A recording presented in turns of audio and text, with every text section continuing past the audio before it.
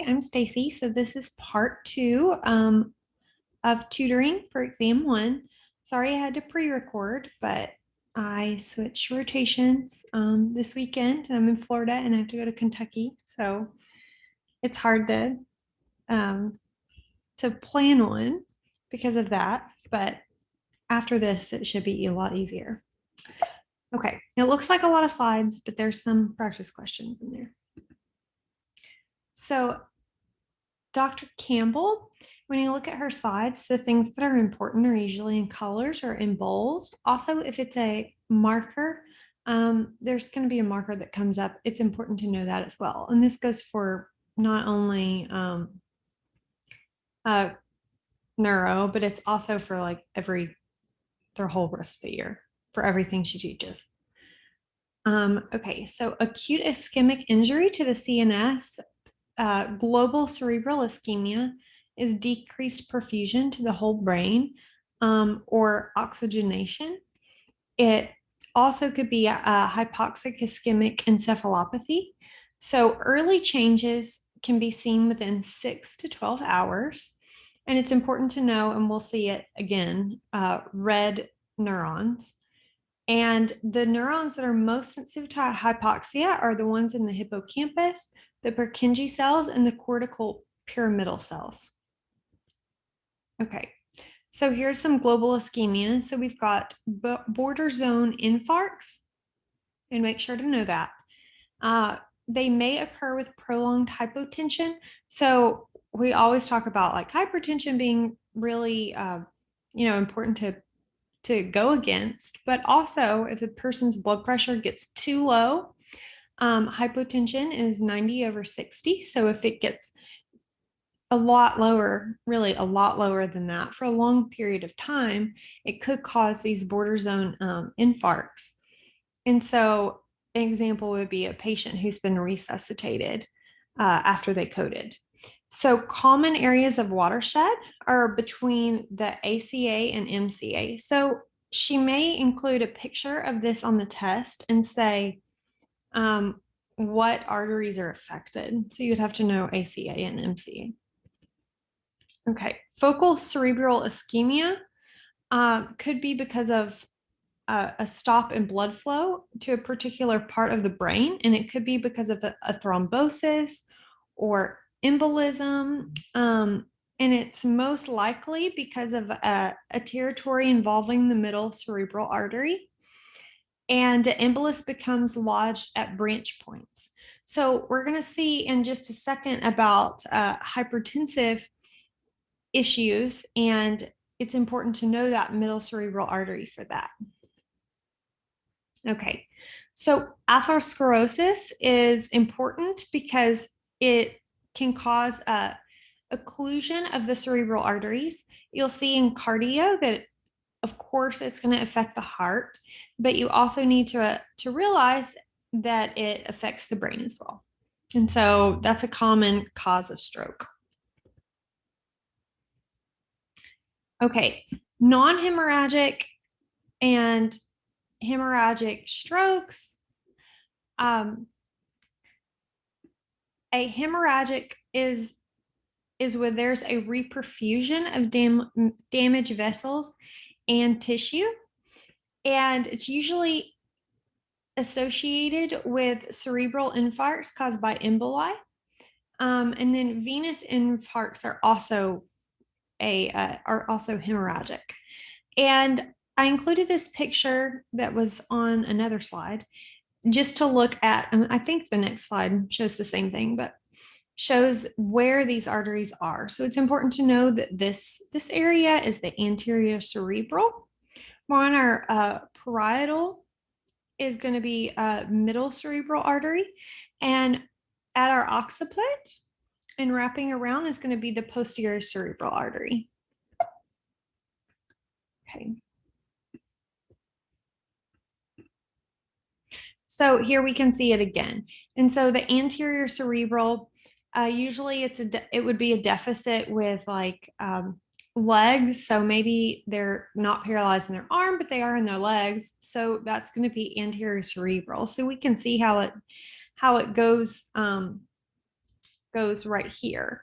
And then here's our middle cerebral. Anterior, I don't think that like choroidal, I don't think that's going to be as important. And then here's our posterior. And then I also don't think that like knowing all about the brainstem and cerebellum are as important. I would just pretty much for this test know anterior, middle, and posterior cerebral artery locations. Okay, red neurons, I said that we'd talk about it. We're going to see this within 6 to 12 hours of injury. So somebody gets a big hit to the head. This is what, if we took a slice of the brain and got to see it. So, okay, let's say they end up being Dr. Campbell's patient because they died. Within 6 to 12 hours, this is what she would see.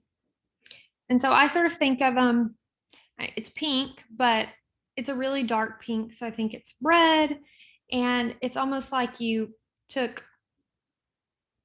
a you took a spot and then smeared it or something like that.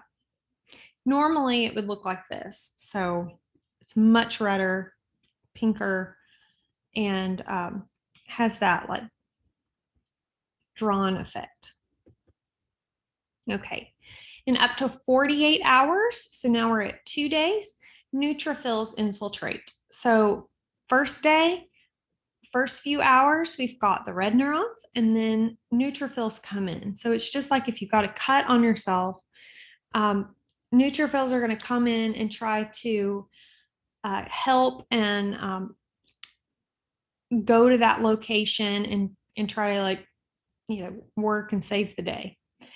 So neutrophils are also coming to the brain. From 48 hours to 2 to 3 weeks, now we've got macrophages and microglia that are going to predominate. And then we have reactive astrocytosis or gliosis that are seen as early as a week. So red neurons first, then neutrophils, and then we've got the macrophages and microglia. Okay, greater than 3 months in the cerebral infarct, we've got a dense meshwork of glial scars. And you can see that right here, how that our neurons are not going to regenerate, but we've got these new capillaries and dense connective tissue.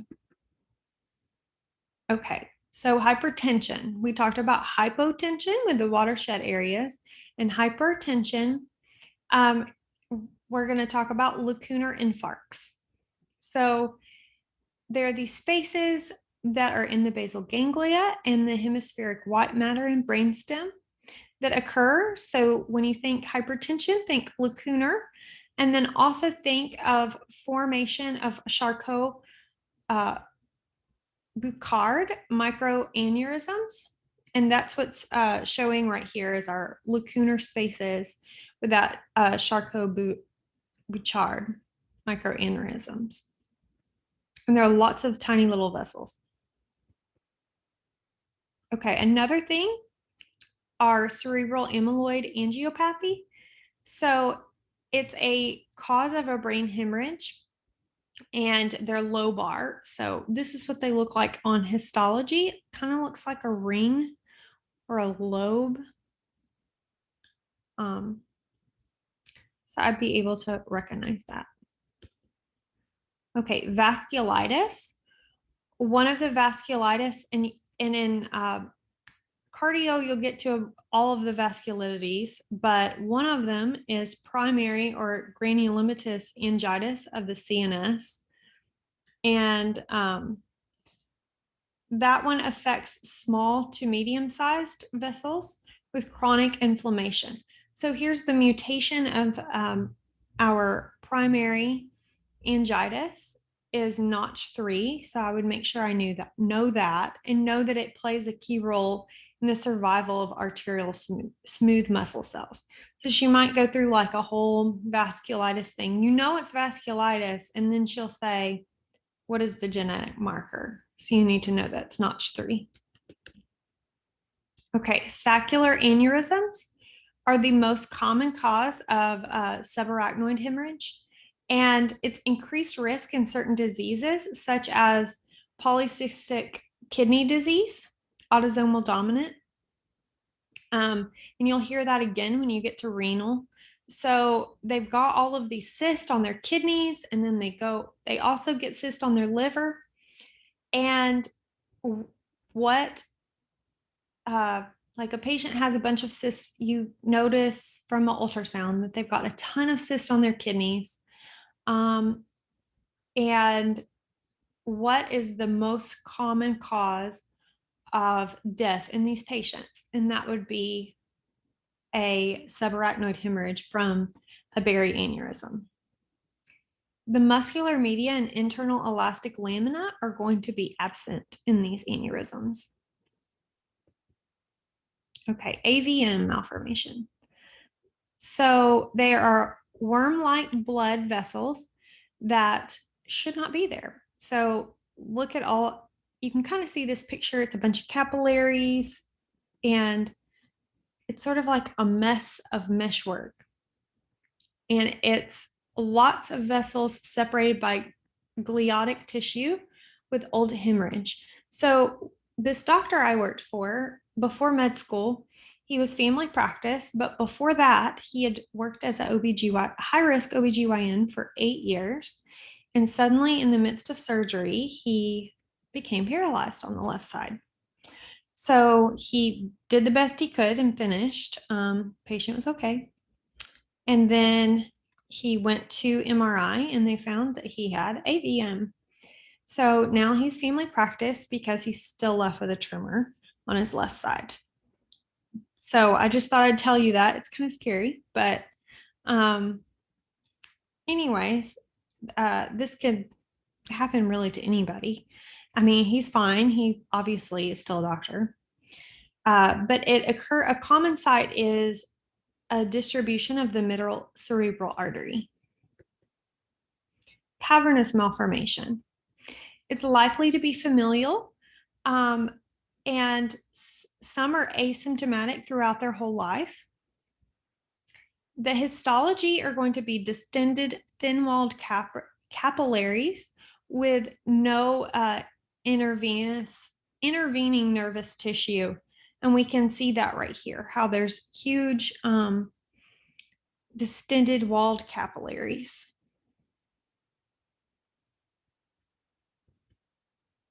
Okay, this is easy. It comes from back to MGA. So epidural hematoma and subdural hematoma. So epidural is going to be below the skull, but above the dura, epidural, above the dura mater.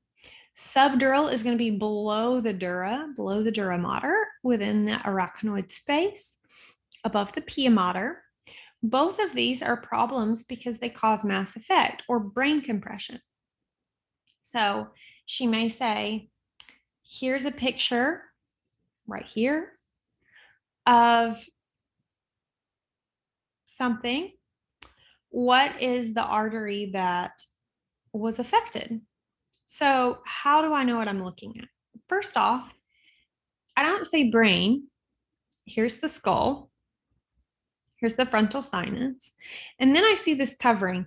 So I know that this covering, it's not been torn or anything. This blood is on top of that covering. So I know it's an epidural hematoma. So an epidural hematoma is usually susceptible to a tear or injury to the middle meningeal artery. There's blood under pressure, and the accumulation again has mass effect. Subdural hematoma is tearing of those bridging veins, and it's going to be under the dura. So you might get a picture like this, and you can see easily the dura, and the subdural is right underneath. And it's compressing, pushing on the brain. Subarachnoid hemorrhage and trauma is frequently seen with contusions and lacerations.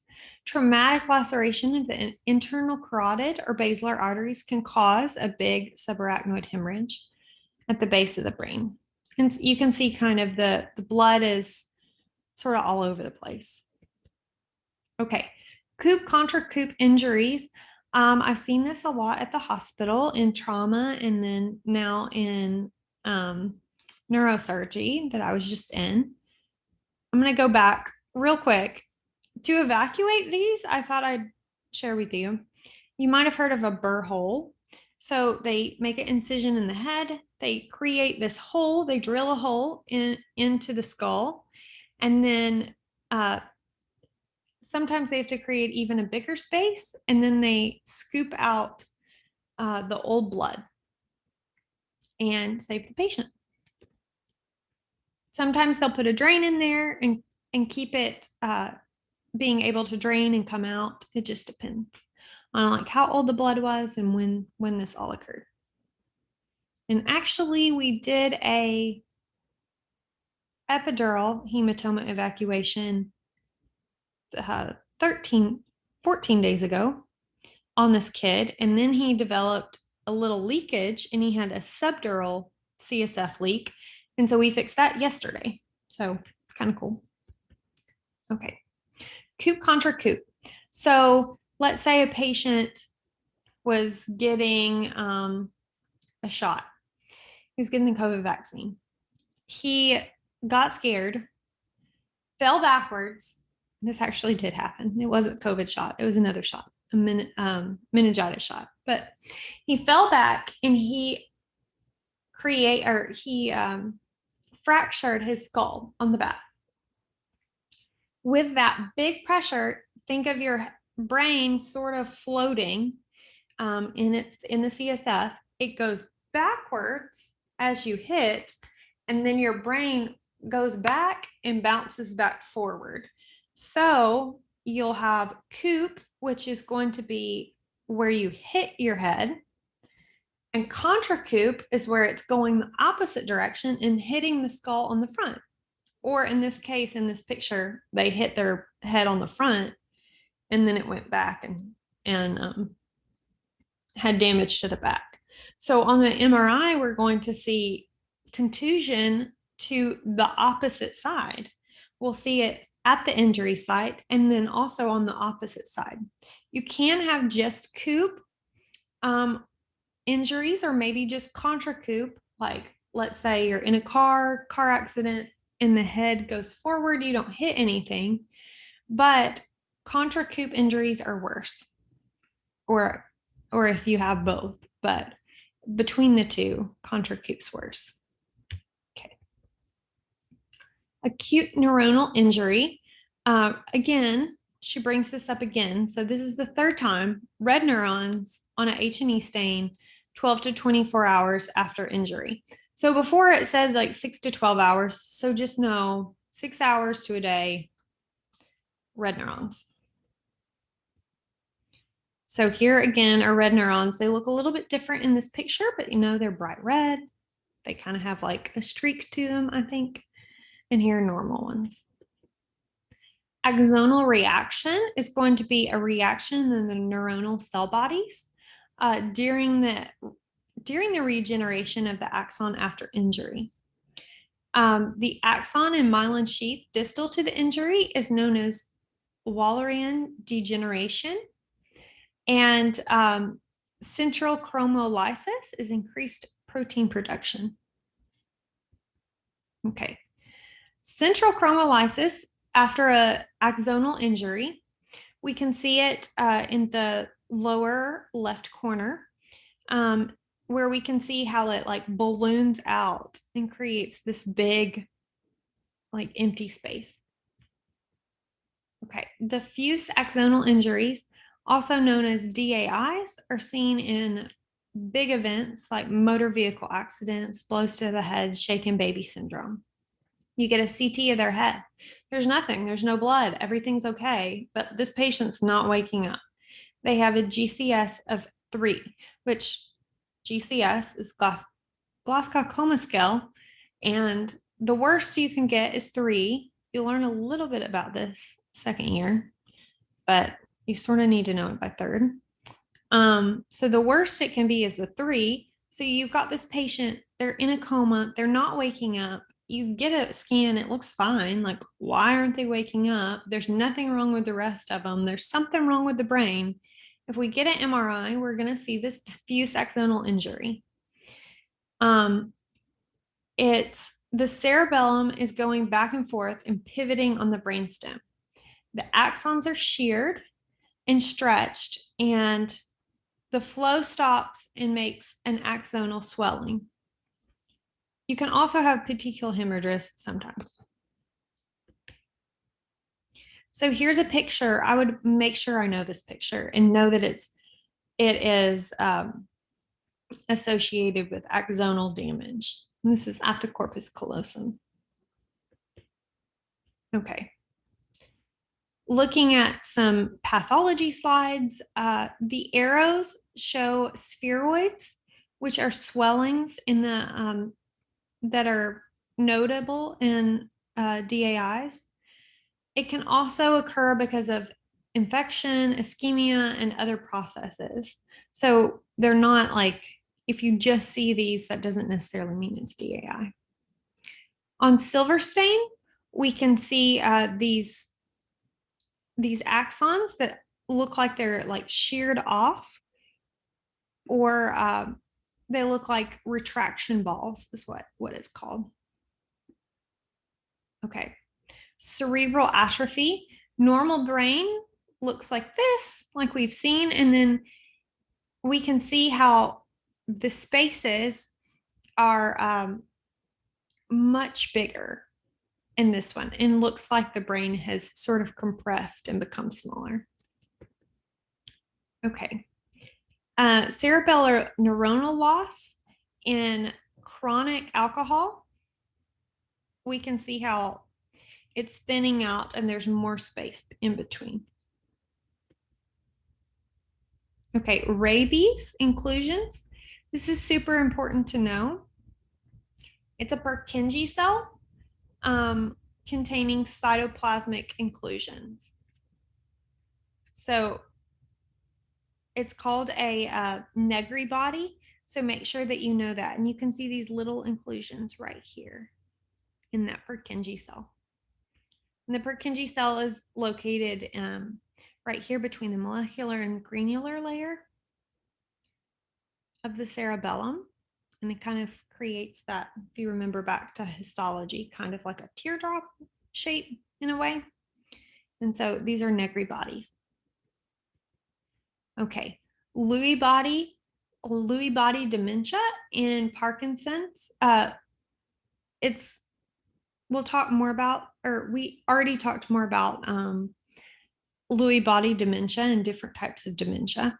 So these have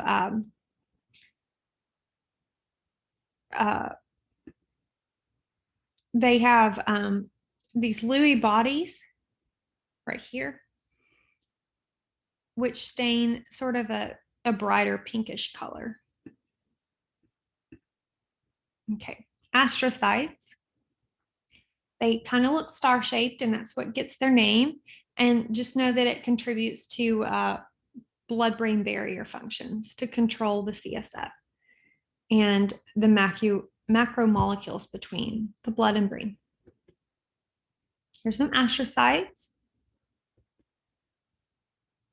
So in injury, acute direct injury, like hypoxia or hypoglycemia, results in swelling.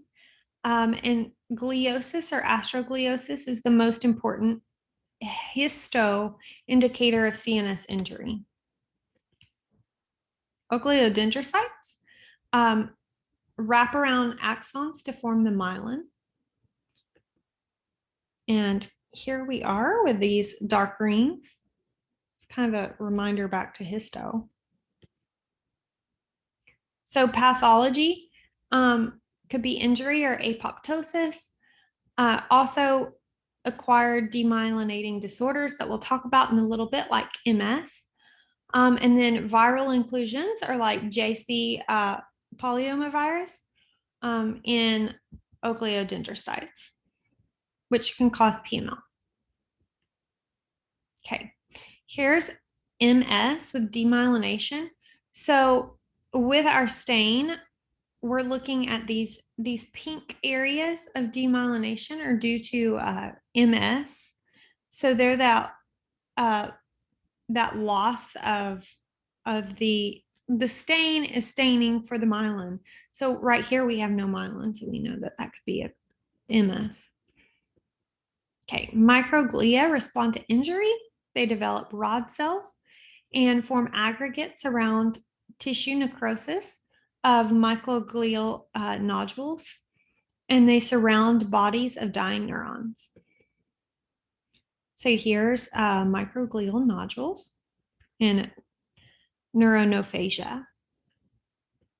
Okay. Epidermal cells are ciliated columnar cells, and they specialize and form the chorioid plexus, which produces the CSF. They don't really have a special reaction to injury, but CMV could cause epidermal injury with viral inclusions. Okay, and here are the cells. Okay, elevated ICP can cause herniation, brainstem herniation. And so the brain is in this rigid compartments in the skull and the dura, which is to protect it, but we don't have a lot of room to accommodate swelling. In kids, they've got fontanelles that are open, and our sutures are not yet fused. And so a baby can get macrocephaly because it's got space to move. And so those sutures can come apart. We've got room, but in adults, we don't have that. So increased ICP can be because of no blood flow or a herniation syndrome is what it can result in. Okay, major herniations in the brain. We've got tonsillar herniation. We talked about that with Chiari-1 malformation. Transtentorial, so above that, this is supratentorial or infratentorial. So transtentorial is going right here. And then subfalcine, so it's crossing the midline. Okay. Subfalcine or cingulate herniation is going beneath the false cerebri, and it may compress. If you think about it, that's where the anterior cerebral artery is, so it could compress it. Transtentorial, which is also has some other names, can compress the medial aspect of the temporal lobe and could compress the third nerve or the posterior cerebral artery. And here are some, like, I don't know if those other 2 points are as important. And then tonsillar, we had talked about before. Hydrocephalus. So there are several types of hydrocephalus. And again, it's just an accumulation of CSF. It can be because of an impaired flow, so obstructive. It could also be non-obstructive and be impaired reabsorption or increased production. Okay, non-communicating. So we talk about it in ways of communicating and non-communicating. Non-communicating is because it's obstructed. So the most common is a mass in kids. It is a aqueductal stenosis. Communicating is that there's too much CSF. We don't have an obstruction, but we just have too much. Okay. In kids, again, aqueductal stenosis or tumor. Okay. In adults, one of the main causes is normal pressure hydrocephalus. So the way of remembering this, and like make sure you know this because it definitely could be a question. A patient has it's wacky, wild, or wacky, wet, and wobbly. So they're wacky because they have dementia. They're wobbly because they've got an ataxia, abnormal gait, and they're wet because they've got urinary incontinence. So remember, if this patient has been having short-term memory loss for, let's say, a year, and it's progressively getting worse, And then they start having urinary incontinence and worse dementia. And then they're not walking well. That would be Alzheimer's. But if all of a sudden a patient is fine and then they just start stumbling more and having all of a sudden they can't remember where their keys are, or their kids, and they're peeing on themselves, that would be normal pressure hydrocephalus. So that's how they try to trick you. So just make sure you know the difference between normal pressure and Alzheimer's. There may be decreased CSF absorption, and the amount of enlargement is usually out of proportion to the atrophy. And this is a reversible cause of dementia, which is pretty cool. Okay, so hydrocephalus, let's look at these lateral ventricles. And then look at this one with hydrocephalus. Huge. Okay, next. Demyelinating and degenerative disease. Okay, so Alzheimer's, frontotemporal lobar degeneration, and some of these other diseases, and we'll go through them. Okay, Alzheimer's. We had already talked about some. Genetic causes are trisomy 21, Down syndrome, and then also the penicillin gene, PSN1 and 2, and then having loss of the ApoE protein, E4 allele. Clinical features are going to be language deficits, memory disturbances, loss of motor skills. Late are going to be incontinence, like we talked about, and unable to walk. Usually death is because of another disease like pneumonia. They don't breathe well and then they develop a pneumonia, or maybe a fall or something like that. Okay, pathogenesis. A lot of this you probably already know, since it's sort of always been a hot topic. Deposition of amyloid beta peptides, and then know that and know your neurofibrillary tangles. ACH is also decreased in Alzheimer's. Know that. So ACH inhibitors can help with memory. So treatment, donzepazil,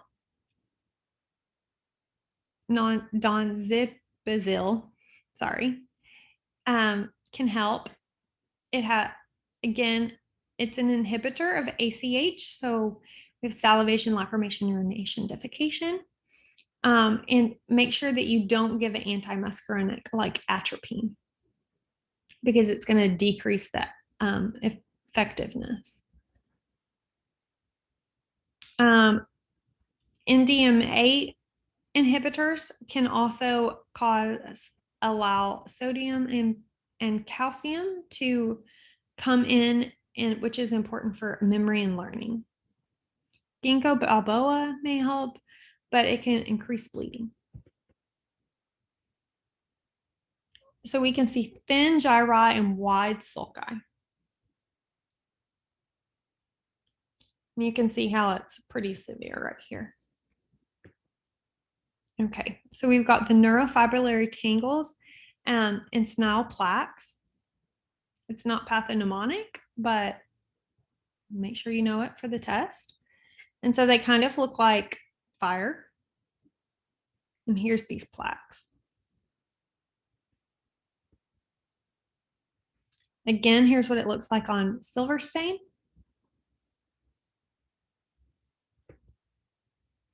Okay, and then you can also have the amyloid plaques.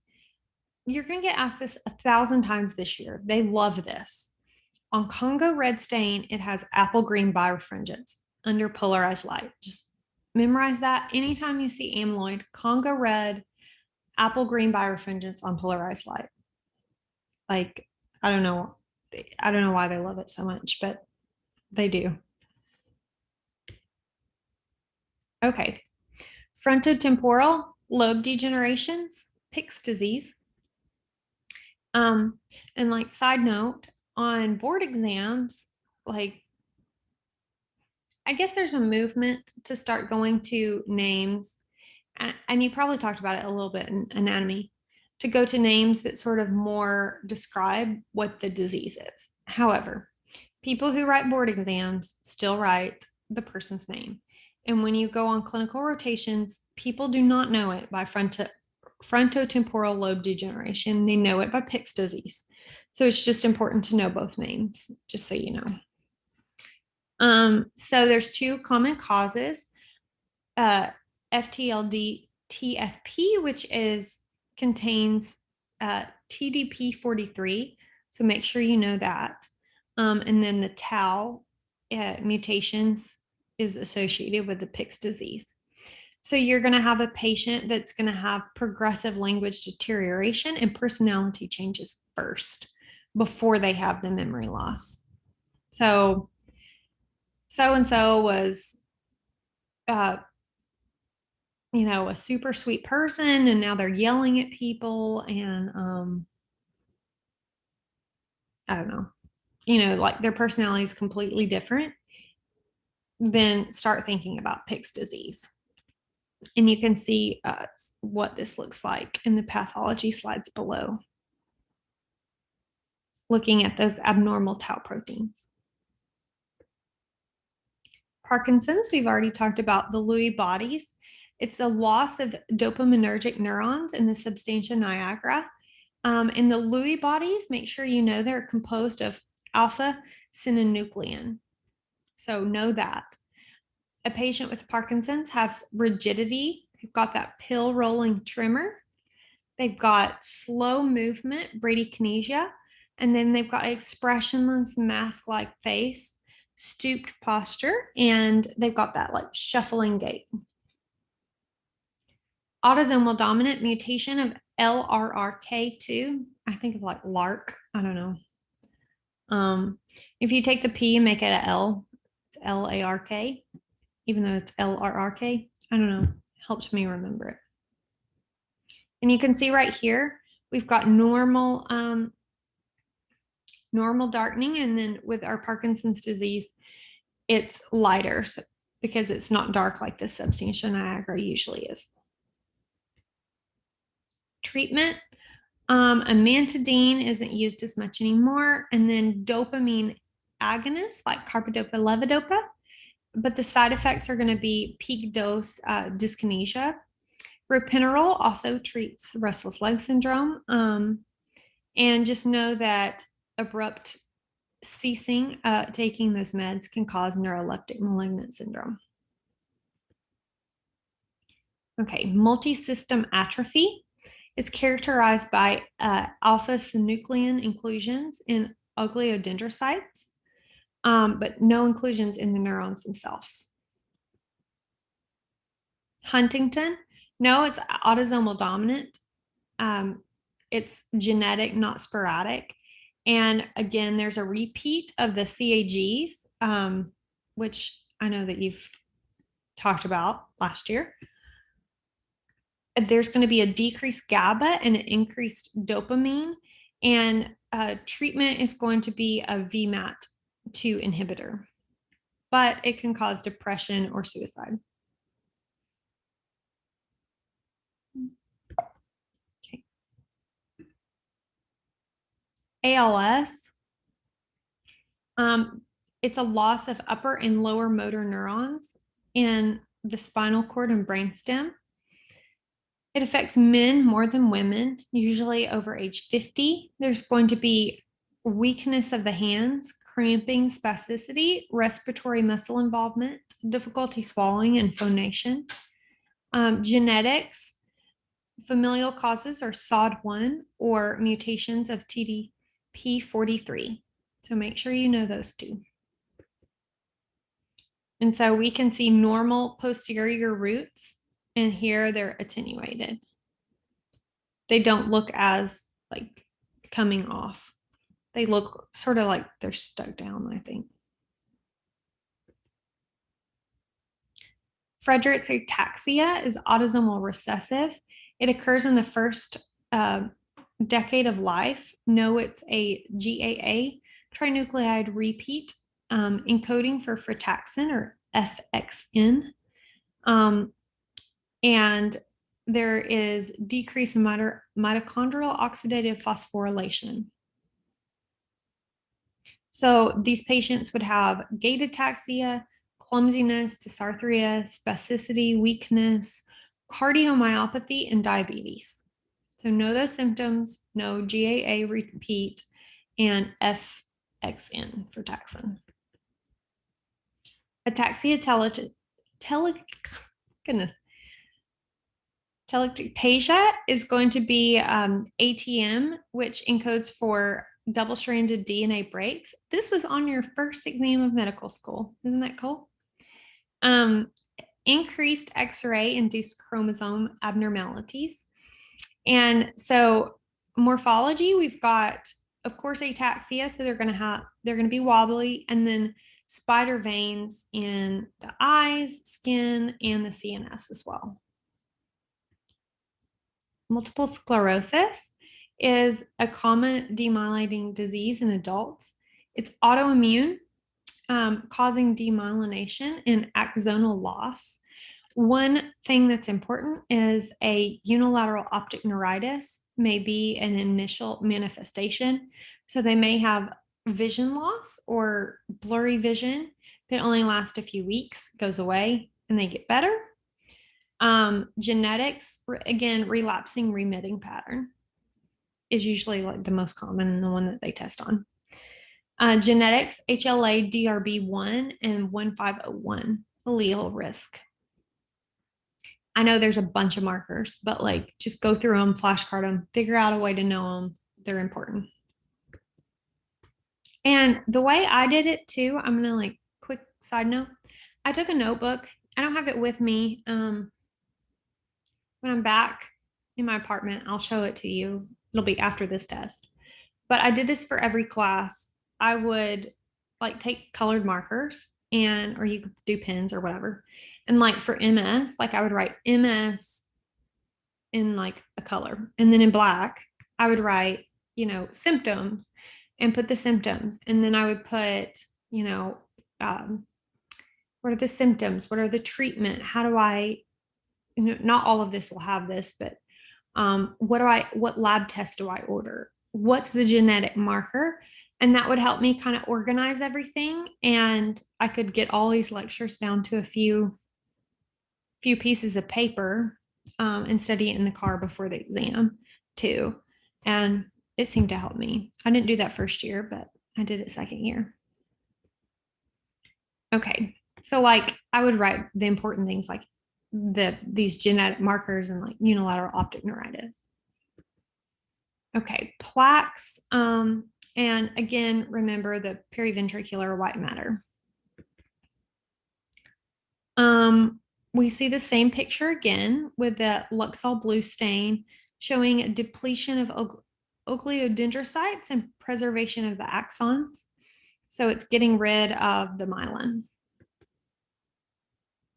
On spinal fluid analysis, there's oligoclonal IgG bands. And then looking on MRI, we've got these lesions, and here's Dawson's fingers.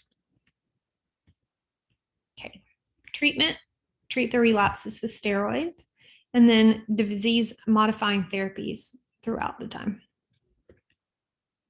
Other diseases, optic neuritis by itself, transverse myelitis, which we had talked about before, neuromyelitis optica, which are antibodies to aquaporin 4.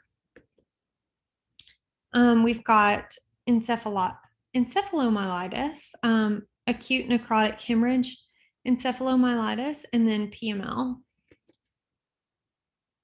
We had talked about these again. I think I just re-brought some of the stuff up. So essential tremor, treat with propranolol. And okay, and this is where I've got like a million questions. So I'm going to skip through all of these and let you guys be able to do these on your own. But I sort of stole them and thought they were good. Okay, so dizziness and disequilibrium. So here is a really good just look at all of them. So we've got vestibular causes like vertigo, the spinning, and we have non-vestibular like disequilibrium, presyncope, and nonspecific. Vertigo, we can break down into peripheral and central. So peripheral is going to be like benign paroxysmal positional vertigo, vestibular neuritis, labyrinthitis, Meniere's, and acoustic neuroma. When you see patients, it'll usually be one of these peripheral causes. Central causes could be like stroke, baby stroke, TIAs, or a migraine. So Dr. Zirin put this in here of evaluation, either titrate, make sure you know timing, triggers, and do a targeted exam. And then, or you can use hints mnemonic, which are head impulse, quickly, so that for the exam, quickly turn somebody's head and see if it makes them have nystagmus. If they can't fix their eyes on your nose, then it's probably BPPV. Nystagmus, they're going to have horizontal nystagmus for peripheral lesions, and then a worse version of nystagmus is vertical, and that would be a central lesion. Okay. And here's the Dix-Hallpike maneuver and Epley maneuver, and they actually use this. I saw it in ENT. Okay, here's some other causes. Vestibular neuritis lasts weeks to months, much longer than BPPV. It can be caused by herpes virus, and their hearing though is unaffected, but they typically fall toward the affected side. Labyrinthitis is from hours to days, and it can be associated with a middle ear infection, and they do have hearing loss. Meniere's disease is going to be episodic. It's going to last for years. They'll have hearing loss on one side or a fullness. They may also have ringing in their ears, and they can fall as well. So it's important to restrict salt, alcohol, caffeine, and then treat them with hydrochlorothiazide. Acoustic neuroma, they're going to have gradual hearing loss, tinnitus, and then it also could affect cranial nerve 7.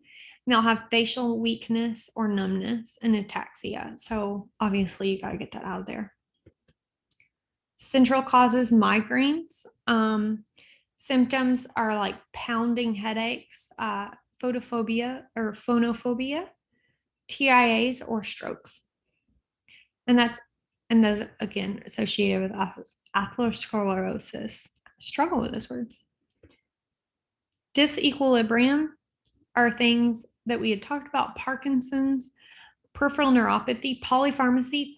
That's just when they take, like, sometimes you'll see patients list, they take 30 drugs. All drugs have side effects, and sometimes that can cause them to feel off balance.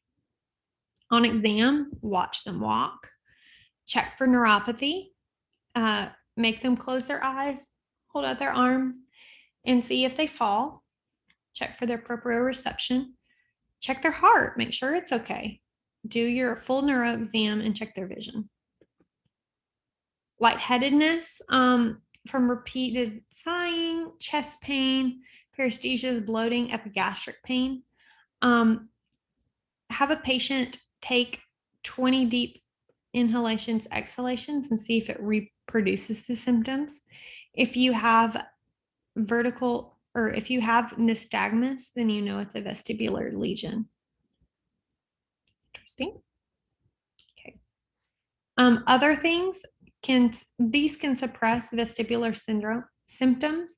Antihistamines like meclizine, antiemetics, so make you not vomit, prochlorperazine, and then benzos. Okay, so we are to neoplasms. We are getting through all this. Okay, gliomas. We've got astrocytomas, ogliodendrogliomas, and epididymomas and then I would also know like their melanoma could also occur. Astrocytomas, we've got diffuse anaplastic and glioblastoma.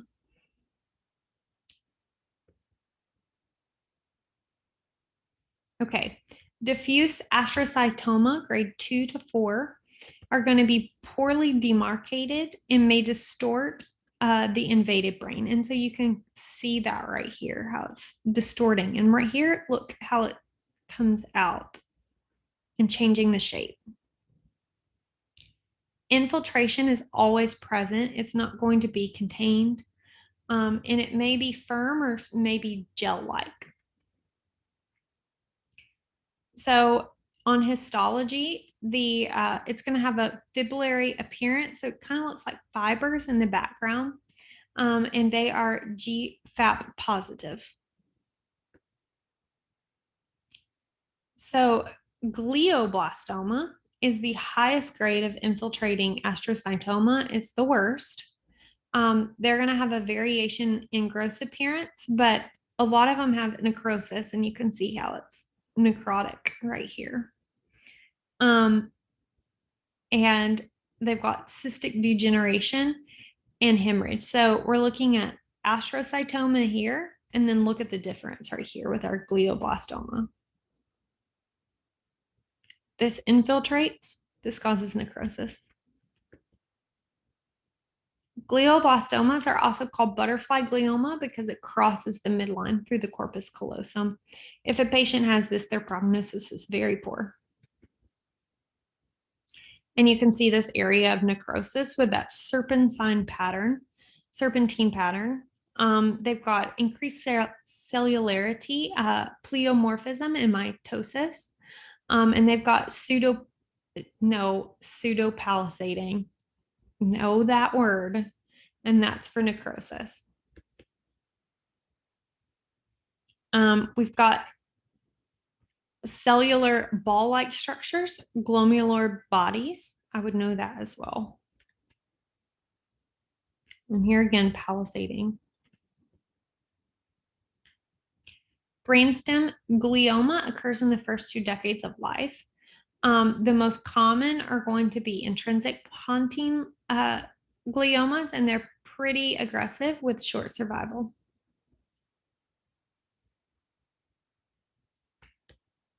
Okay, pleocytic astrocytoma is going to be the most common tumor in children and young adults. It's usually in the cerebellum. So know that these occur in children.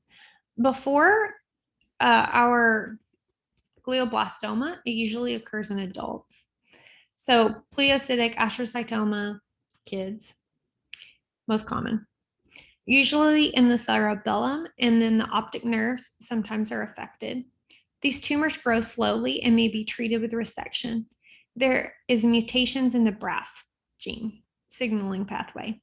So also, like, to note with these tumors and knowing the difference between adults and children, if it is a child tumor, it usually is located infratemporal. So it's going to be usually located in the cerebellum. With adults, it's going to be supratemporal. It's going to be above that, usually frontal or parietal and temporal. And know that usually in adults, it's going to be infiltrative. Also, like, the most common is Mets to the brain for adults, but it's going to be infiltrative. And then in children, it's going to be usually it can well contained, so it can be resected, and they're usually slower growing. So kids with brain tumors do a lot better. You can get surgery and they'll be okay, where adults probably won't. And they will require probably surgery and definitely radiation. Whole brain radiation is most likely the best. Okay, so here's our pleocystic astrocytoma. So look, we're in the cerebellum.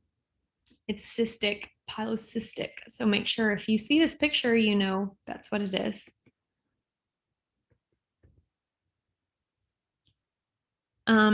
Histologically, it's hair-like processes come off, They're called Rosenthal fibers, and there's eosinophilic granular bodies. Oligodendroglioma are sheets of regular cells with round nuclei and fine granular chromatin surrounded by a clear halo. And they've got a delicate network of anastomosing capillaries. So it kind of has that chicken wire appearance in the background with those fried egg appearance around here.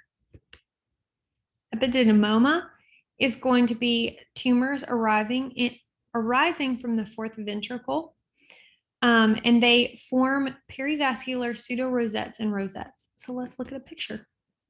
Here's what it looks like grossly, and here is our rosettes and pseudorosettes.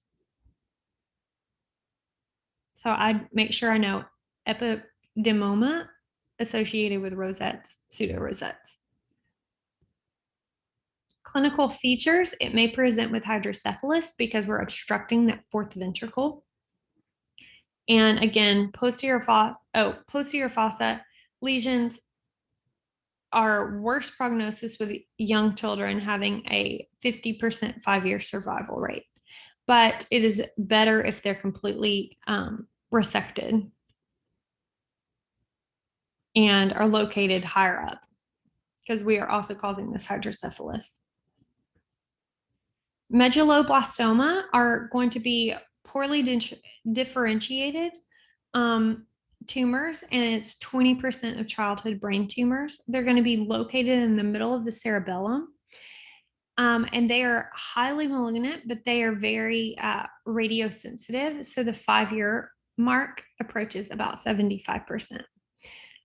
There's only 4 genetic types: the WNT type, SHH type, 3 and 4. So on histology, we're going to see scant cytoplasm and hyperchromatic nuclei. So they're going to be small blue cell tumors, and they may form Homer-Wright rosettes. So I know it's confusing. Epidymoma, we've got rosettes and pseudorosettes. Medulloblastoma, we've got Homer-Wright rosettes. So here is our tumor. And here we can see lots of blue little cells. And here's our Homer-Wright rosette.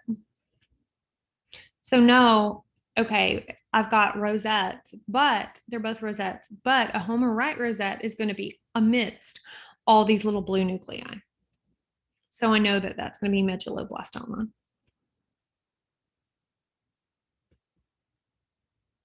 Located near the medulla. Okay.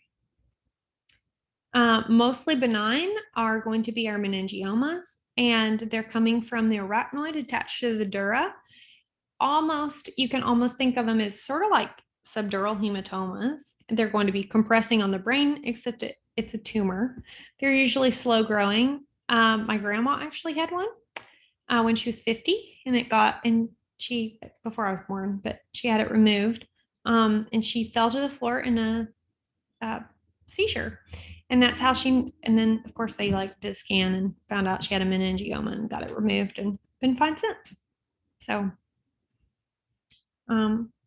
these are like the best brain tumor probably to have. Let's look. See, we can see this big tumor and see how it's causing that mass effect. They're usually benign, low risk of recurrence.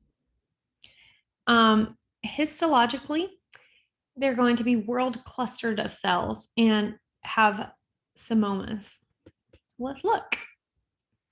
Okay, here's fibroblastic meningioma, and here is a meningioma with whorls. Kind of looks like a little hurricanes or grapes or something.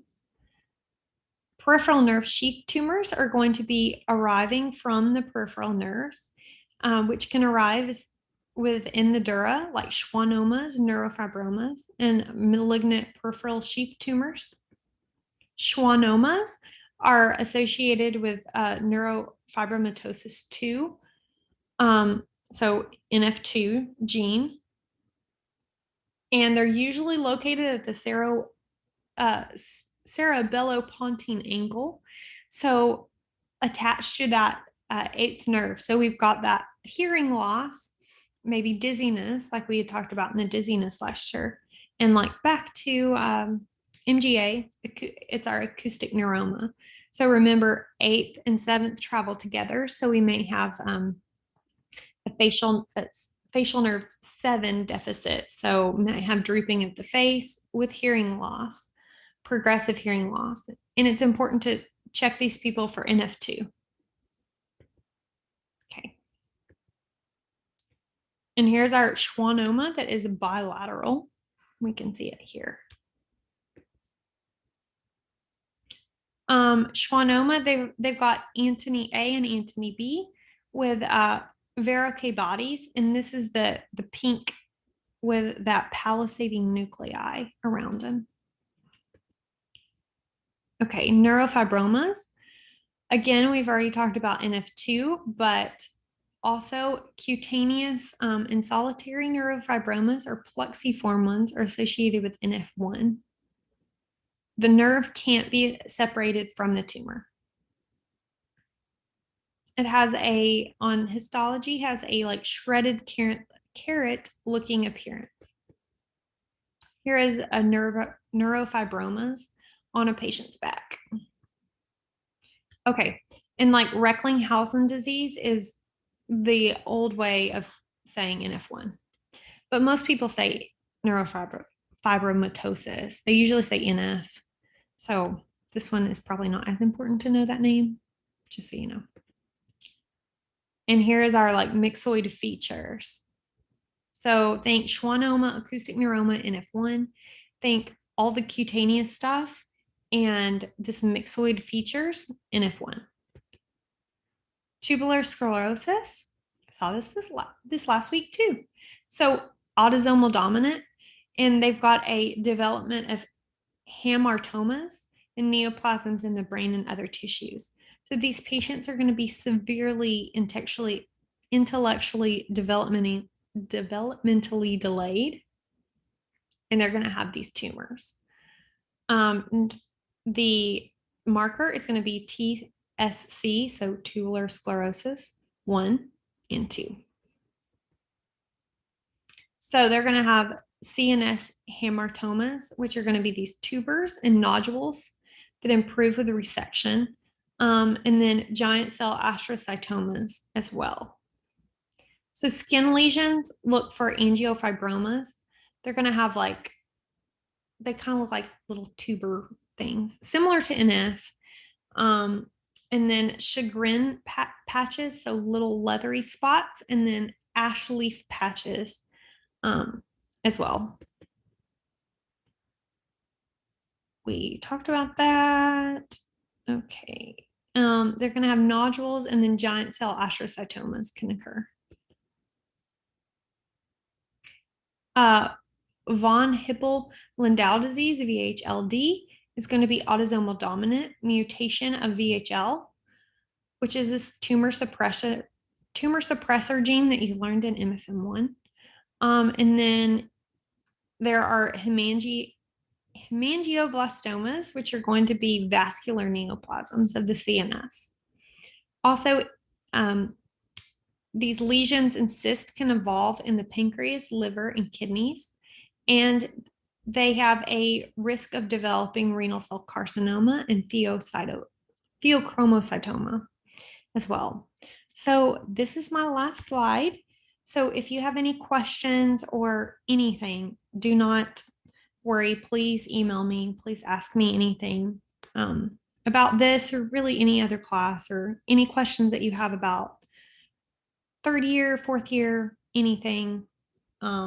Please ask me anytime, even if it's after this class. Okay. Thank you.